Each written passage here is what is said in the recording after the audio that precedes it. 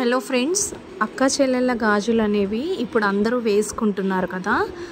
ఇది ఎందుకు ఆచారంలోకి వచ్చిందో మనకి స్పష్టంగా అయితే తెలీదు. అంటే ఇది బిజినెస్ పరంగా కూడా అయి ఉంటుందని అనుకుంటున్నారు. బట్ ఏది ఏమైతేనేమి ఈ అక్క చెల్లెళ్ళ గాజులు అనేవి అసలు ఎందుకు వేసుకుంటారు అంటే, అక్క చెల్లెళ్ళు నిండుగా పసుపు కుంకుమలతో ముత్తైదుతనంతో ఉండాలని ఈ అక్కా చెల్లెళ్ళ గాజులు అనేవి వేసుకుంటారండి. అయితే ఈ అక్కా చెల్లెళ్ళ గాజులు అనేవి వేసుకోవాల్సి వచ్చినప్పుడు మనము ఎక్కడెక్కడో ఉన్నా కూడా అందరము ఒకే దగ్గర గ్యాదర్ అయ్యి మన అక్కా చెల్లెళ్ళు అందరము కలుసుకొని ఇలా గాజులు వేసుకుంటూ ఒకరికి ఒకరు తోడుగా ఉన్నాము అంటూ గాజులు వేసుకోవడం జరుగుతుందండి. ఈ గాజులు వేసుకోవడం వెనుక ఇంకా ఇలా నిండు నూరేళ్ళు పసుపు కుంకుమలతో ఉండడము అనేదే కాకుండా అక్క చెల్లెళ్ళ మధ్యలో బంధం గట్టిపడుతుంది. బంధుత్వాలు ఇంకా ఎక్కువగా పెరగడానికి అవకాశం ఉంది. ఇలా బంధాలు కలుపుకోవడానికి, బంధం విడిపోకుండా గట్టిగా ఉండటానికి ఈ అక్క చెల్లెళ్ళ గాజులు అనేవి ఇంకా చాలా ఉపయోగపడతాయండి. ఎక్కడెక్కడో ఉండి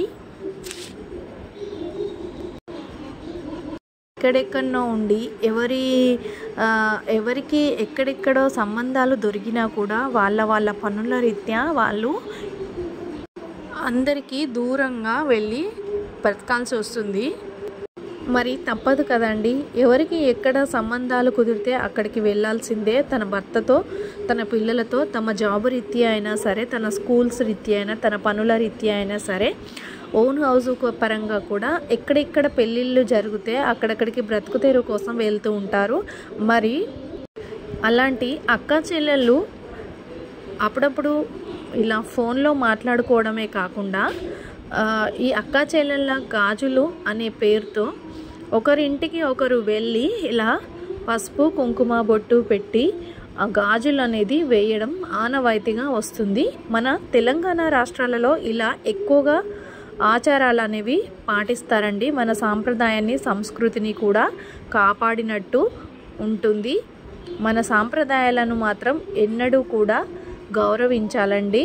సాంప్రదాయాలను మన ముందు తరాల వాళ్ళకి కూడా మన సాంప్రదాయాలన్నీ మర్చిపోకుండా మన ఆచారాలన్నీ కూడా గుర్తుంచుకునేలాగా మనం ఇలాంటి సాంప్రదాయాలను పాటించాలి. ఇలా అక్క చెల్లెళ్ళ గాజులు అనేవి 5 సంవత్సరాలకు ఒకసారి అలా వస్తూ ఉంటాయి. అలా వచ్చినప్పుడు మాత్రం మీరు ఎంత దూరం ఉన్నా కూడా, ఎన్ని బిజీ పనులు ఉన్నా కూడా, మీ పనులన్నీ కూడా 1, 2 రోజులు, 3 రోజులు అలా వాయిదా వేసుకొని సరదాగా అలా అక్క చెల్లెళ్ళతోని గడుపుతూ ఊరు మధ్యలో మన అయిన వాళ్ళందరి మధ్యలో కలిసి ఇలా గాజులు వేసుకోవడం అనేది చాలా సంతోషకరమైన విషయం అండి. సో ఇలా ఒకరికొకరు కష్ట సుఖాలు, బాధలు చెప్పుకుంటూ ఒకరికొకరు తోడు ఉన్నాము అని భావించుకుంటూ, ఒకరికొకరు ధైర్యాన్ని చెప్పుకుంటూ ఇలా గాజులు వేసుకోవడం వల్ల మనకి ఎంతో బలాన్ని చేకూరుస్తుందని మనం చెప్పుకోవచ్చండి. మేమైతే అందరం ఇలా పెళ్ళికి గ్యాదర్ అయ్యామండి. అప్పుడే మేము ఈ అక్క చెల్లెళ్ళ గాజులు వేసుకోవడం అనేది కూడా మేము ముందే డిస్కషన్ చేసుకున్నాము.